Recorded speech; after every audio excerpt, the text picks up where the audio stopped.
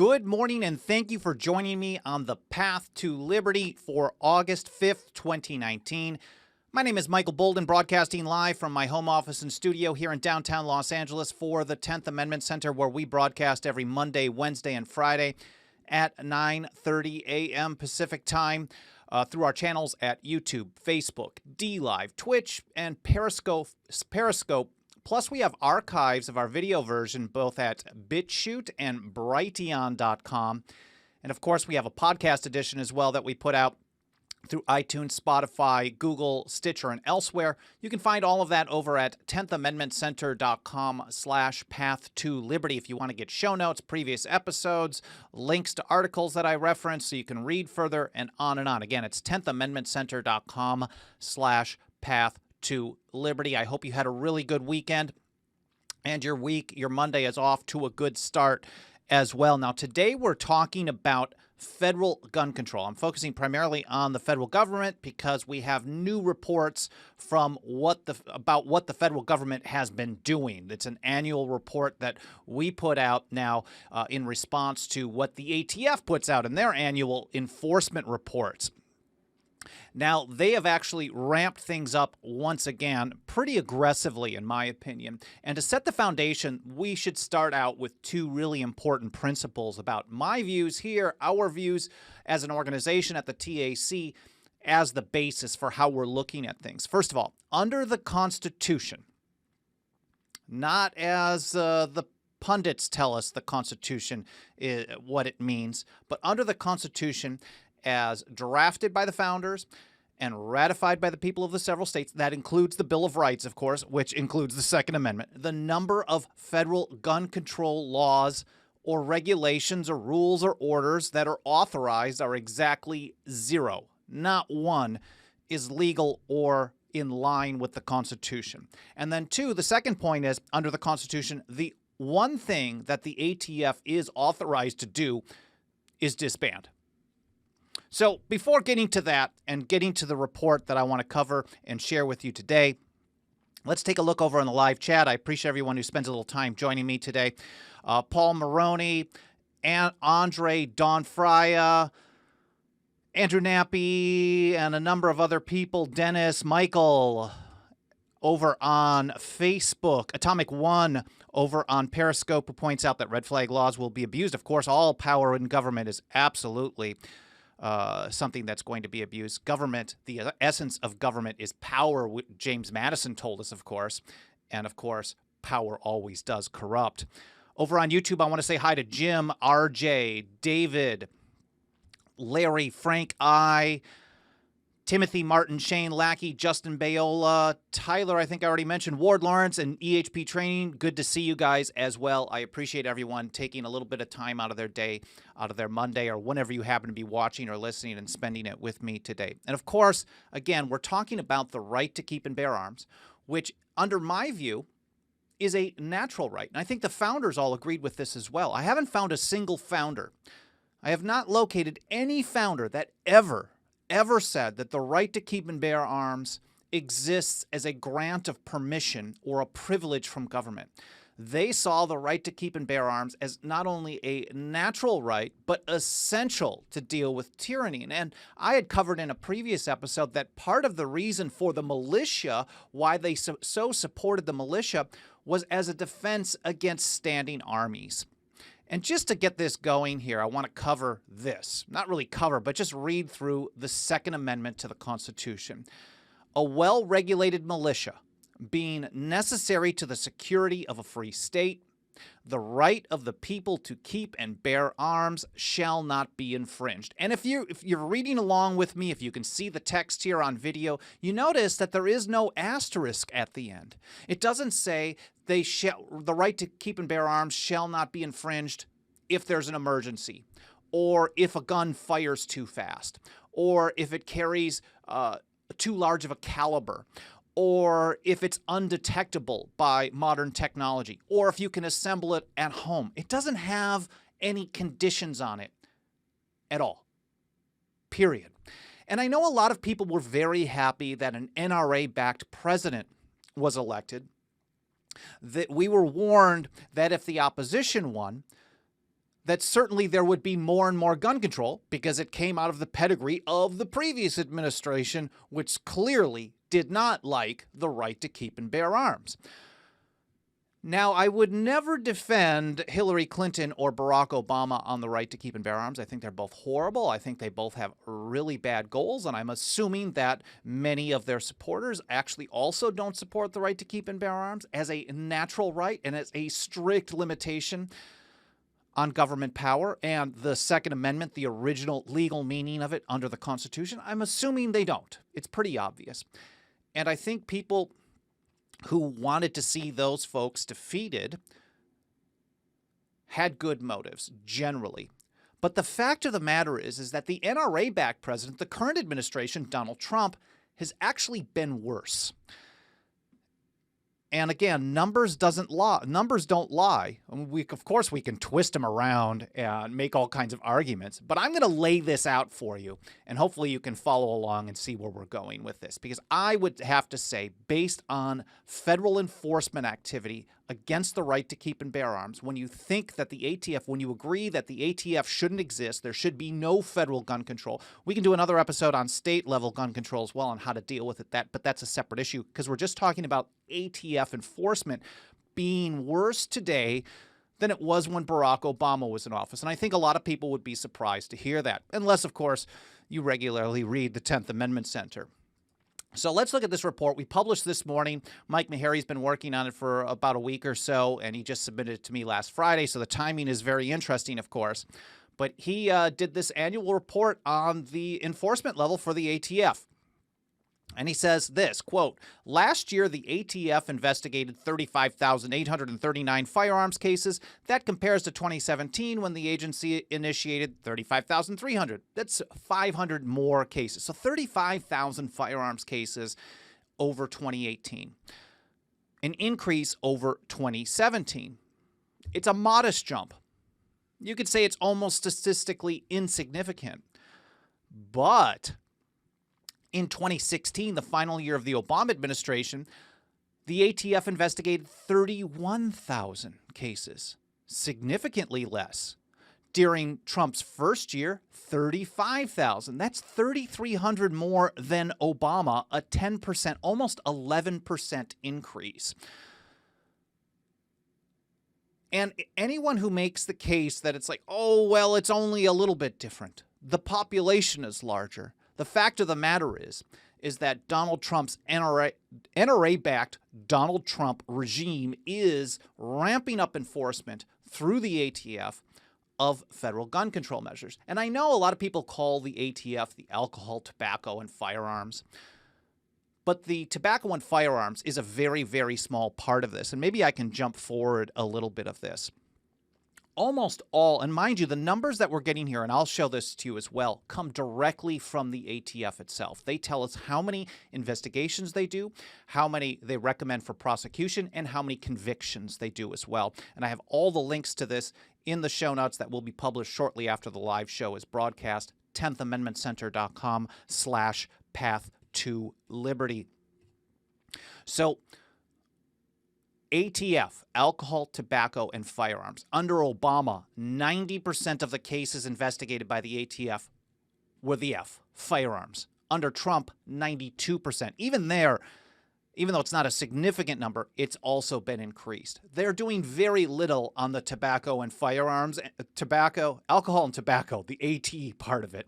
And it's almost all, 90+% is dealing with federal gun control, not other stuff. So we know that when they're ramping up enforcement, the vast majority of it is dealing with gun laws, none of which should exist in the first place.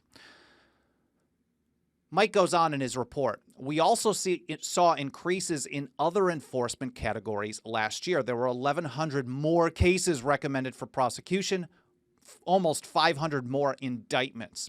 The only drop came in the number of convictions, which is positive, which fell between 2017 and 2018 by about 600. So Mike puts it this way. It appears the ATF tried harder in 2018, but wasn't quite as effective as 2017. Now, I think where the numbers get, and I hate to go through numbers because if I'm listening to a podcast or watching a show and someone just rattles off a bunch of numbers, especially in detail, 583, 35,302. Eventually, I'm going to quickly zone out. So I think where it really comes into play, where it really comes clear for those of you who are like me on this, is when you look at the numbers from 2014 all the way up to 2018. And eventually, we'll add more research to this and get the numbers for 2013 and prior. But it is a consistent and I would say aggressive ramping up. And it's about the same pace all along from 2014 through 2018. So back in 2014, about 7,500 cases were recommended for prosecution by the Obama administration.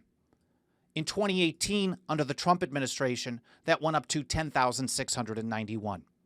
10,700 to 7,600 that the NRA-backed administration, the ATF, which shouldn't exist, is aggressively. What is that percentage? My government school education is not good. So what is that? 10,700 divided by 7,600. That's a 40% increase. It's a 40.79% increase that the Trump administration of enforcement or recommending for prosecution of gun laws, a vast majority, so 90% of those gun laws, over what Obama did in 2014. And it's not like Obama had a low year and then went way back up. His numbers were always increasing, a little bit different between 2014 and 2015, about the same, but they went up to 8,800 in 2016. So even in his last year in office, when it was significantly higher than 2014, Trump is putting those numbers to shame. His ATF is putting those numbers to shame. Is he ignorant of this? I know we put out a report like this last year, and we had a lot of Trump supporters tell us, oh, well, he probably isn't aware of this, and he just needs time to get things going. So how long, how many years? So far, 2017 and 2018, do we have to turn a blind eye to this and say, well, eventually he'll figure it out? So either he's too stupid or he's complicit. There's no way around this. Now, the number of indicted cases where they actually have indictments also went up. So they recommended how many for prosecution, how many did they indict, and then how many actual convictions do they get.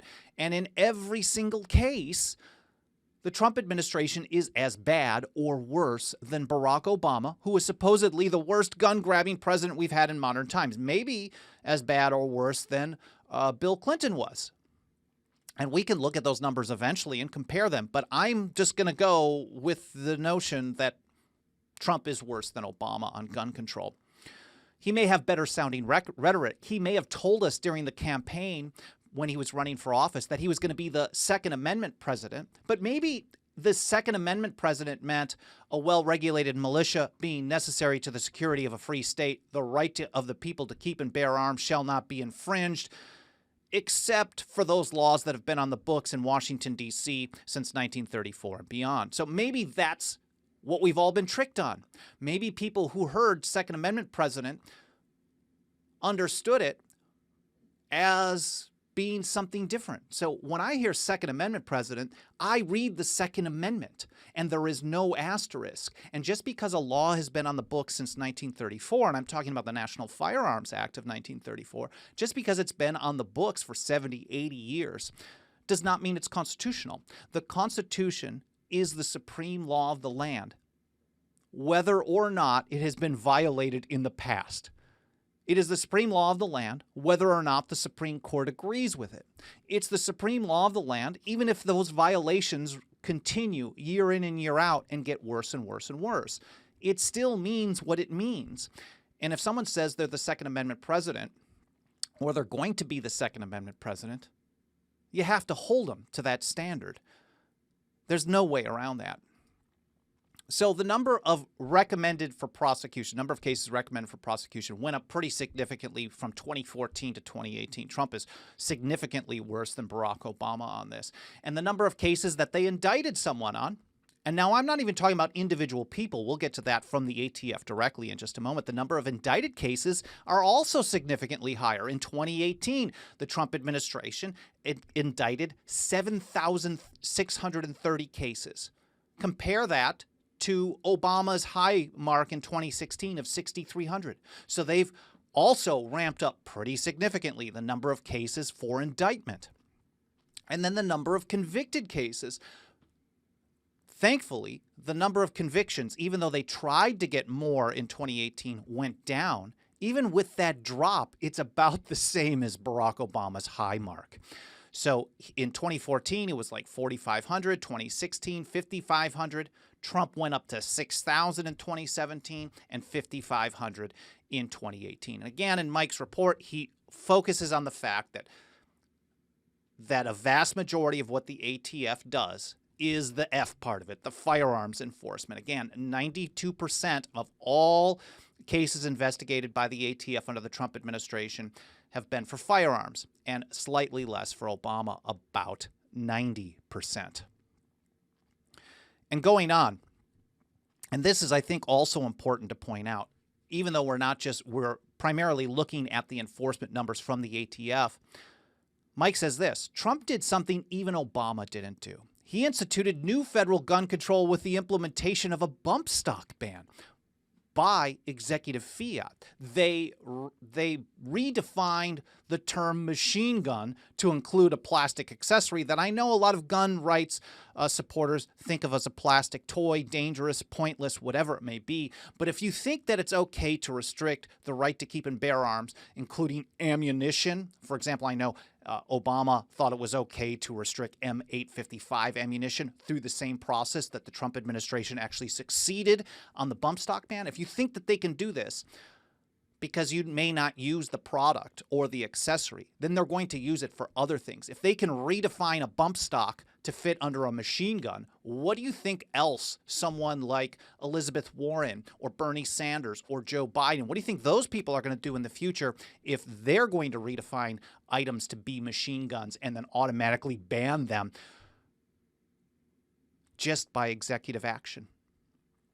Now, Trump has also suggested he might impose a similar ban on firearm silencers. And I put silencers in quotes, and that's how Mike Meharry put it in his article and his report as well.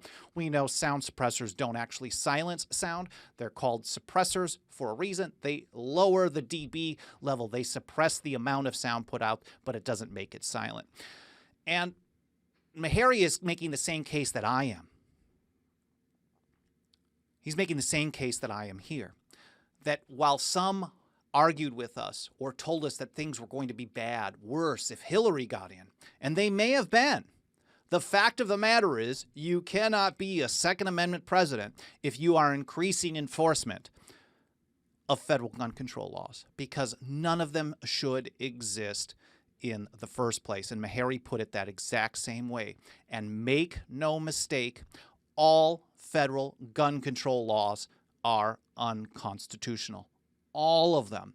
And he laments the fact that even the strongest supporters of so-called gun rights, among them, most hold the view that the Second Amendment allows for reasonable federal regulation of firearms. Well, someone's got to do this, or it's okay, or I don't necessarily want a sawed-off shotgun, or short-barreled shotgun, I guess would be the right term. I don't want an quote, assault weapon. I'm happy with my Glock 9mm, and I just want my permit to carry from my state, and as long as I have that, I'm going to be okay.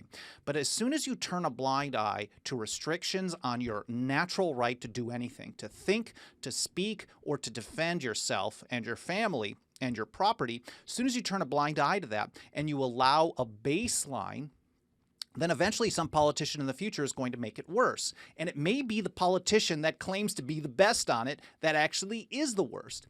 And I would not be surprised that if we looked at these numbers historically, and we will get into this eventually, we just don't have the numbers yet.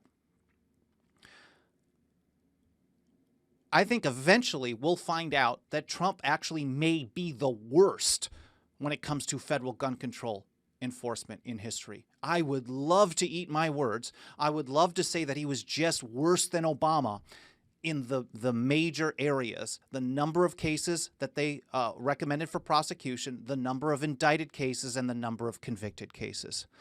And as Nightmaster puts it on YouTube, if you are willing to trade safety, you deserve neither. And of course, that goes back to the famous Benjamin Franklin quote. So those who are willing to give up a little liberty for some temporary safety get neither and deserve neither as well.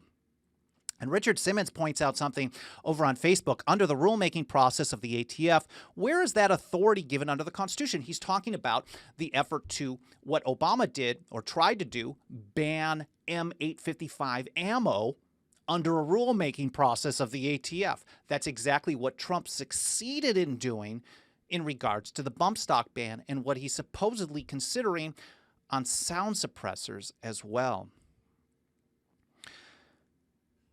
And I think those are really good pieces of feedback as well. But going further here, let's take a look from the ATF fact sheets. And I know the last time we did a report on this, we sent it out as an email to people. We were told that we're making the numbers up, we're lying, this can't be true. Why do we have Trump derangement syndrome? He is the strongest Second Amendment supporter that we've ever seen in our lifetime. These are the things that people told us because they didn't believe when we told them that he's actually enforcing federal gun control more than Barack Obama has. And we can look at the ATF fact sheets. They only publish the most recent year. But we found through archive.org, which actually does a cache of the same URL for as long as they have it. So here's 2018. We have 2017, 2016, 2015. I could pull up 2014 as well. I might as well while we're here. I've got the links to this in the bottom of this article that Mike published as well. And you can see how the number of people affected by this have been really, really bad as well. The number of people recommended for prosecution is the highest under Donald Trump. You can compare 2017 or 2018 to 2016. Went up from about 14,000 to 16,700. The number of individuals who were convicted was 8,155 by Donald Trump's 2018 ATF. How was it in 2016 under Barack Obama? 8,007. How was it under 2015? 6160 was convicted. And 2014, individuals convicted, 6,987. So the numbers, 6,500, 7,000. Obama actually had one that was pretty high, but again, the number of individuals, the number of cases, at best, Trump is almost as bad as Obama, and in many categories, he's significantly worse by enforcing more and more and more. And again, when we put out the first of these reports last year talking about the Trump administration enforcement capabilities or their actions, we had some people tell us, of course, well, it's his job. You know, that's nothing he can do about. I mean, he's got to... as president, he's supposed to enforce all the laws on the books. And I'm not going to get into an entire rant on that, but I want to point out two episodes that I did recently here. One in July, the Marbury versus Madison myth. This dispels the notion that the Supreme Court is not just the highest court in the land, but it is the only exclusive supreme arbiter of the extent of federal power, that they're the only ones that are authorized to consider the constitutionality of a federal action, and everybody else must just fall in line. Congress can pass whatever it wants, and then the president has to enforce everything that the Congress passes and previous presidents sign until the Supreme Court tells them it's okay to do otherwise. This totally runs counter to what the founders set up. This also runs counter to the view of Marbury versus Madison. It also runs counter to the oath of office, and I covered that a little bit more in this other episode, also last month on July 24th, the founders on federal enforcement and the oath to the Constitution. We're told by people like this that it's the law. Well, for us, and under the Constitution, the law is the Constitution. And anything that runs counter to that is not law. And in fact, we covered many founders from Patrick Henry, Thomas Jefferson, James Madison, George Washington, Samuel Adams, Thomas Paine, Theophilus Parsons, and a number of other people talking about how it was every person who took an oath to the Constitution, everyone who takes an oath to the Constitution, it is their duty to follow that oath based on their own understanding of the Constitution. They're not supposed to just defer everything to the Supreme Court and say, well, I'm going to continue enforcing these federal gun control laws until the Supreme Court tells me I don't have to anymore. That's not how you're a Second Amendment president. You're a Second Amendment president. The worst you should actually do to actually be a Second Amendment president is to reduce the amount of enforcement done by the ATF. Maybe you do some parliamentary tricks and you focus your enforcement just on high priority. Not that I would want that. You could also call for a reduction in staff of the agency, cut back funding, call for that in your budget proposals or your omnibus spending bill proposals. Call for less enforcement for the ATF. Point out, use your bully pulpit and say, I'm the Second Amendment president. We shouldn't be having any federal gun control laws. All of them should be gone, and I don't want to enforce them. I say you should impeach me if you think I should enforce them. That would be the real hardcore approach of a Jeffersonian-style president. But at the very least, the numbers should be going down, when in fact they are all going up, and they're going up significantly when it comes to enforcement of federal gun control. And I point out again, 1934, the National Firearms Act, 1968, the Gun Control Act, its amendments in 1986, the the one that's against 3D, I think it's the Unidentifiable Firearms Act of 1988. I can't remember the name of it. Undetectable Firearms Act of 1988. All of these things should not exist in the first place. Now, looking over in the live chat as well, taking a look at this. Sherman Dye says, unfortunately, the legislature has for a long time been relinquishing its constitutional duties to the executive branch, which is something the founders never intended. Back in the early 1900s, they relinquished their duty over monetary policy to the Federal Reserve. It's only gotten worse since then. Absolutely. And we know that, let's say it is 100% certain that everyone who has been in office in the past has been an oath breaker. None of them have kept their oath to the Constitution. They've all been horrible. Either the current person coming in or the current people coming in are also horrible, or they're lying to us. You cannot be a constitutionalist. You can't be a Second Amendment supporter while taking actions to violate the Second Amendment at the same time. Justin Bayola says, I don't use guns. I have slingshots that I retooled to use an explosive powder instead of rubber. Yeah, that's redefining right there. That's not a firearm. Of course, it's not an assault weapon either. Sherman Dye also says the Constitution prohibits any bans on weapons. And of course, we know that the founders told us that part of the intent of the Second Amendment was to ensure that the government did not restrict the average people from having military-style weapons. It isn't just for a handgun. It isn't just for a hunting rifle. They wanted the militia, the average people, to have enough firepower, to have enough training, to have enough guns and types of weapons that a standing army was rendered almost unnecessary, because they saw standing armies as an incredible threat to liberty. I hope you guys are finding this interesting and educational. I know it's not positive news for people who support the current administration for whatever reason or another, but the fact of the matter is, when it comes to the right to keep and bear arms, and I know many Second Amendment supporters, and I don't like to call it Second Amendment rights, I know many Second Amendment supporters tell me that the Second Amendment is more important than all of the others because it defends all the others. I think every right is equal, personally, but I understand that perspective. And with that in mind, it would be hard to say that the current administration is anything but absolutely horrible. We have the numbers here to prove it. We know that the ATF is getting worse. We know that the president can easily change that if he wants to. We know that he is actually not doing it. He can't be unaware of this at this point. Or if he is, it's just as dangerous, because the violations of your natural right to keep and bear arms keep ramping up and keep getting worse unabated. Again, I hope you guys found this interesting and educational. I hope you enjoyed the broadcast. I'm very grateful for you spending a little time with me today. If you support the show, what you do, free, easy actions are smash the like button, leave some comments, whether it's still live or later on in the archive, hit the subscribe button, share it, all that.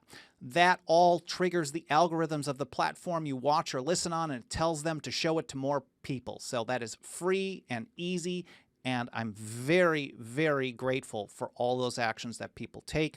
And of course, if you want to support us financially, 10thamendmentcenter.com/members is where you can sign up to be a member of the TAC for as little as $2 a month.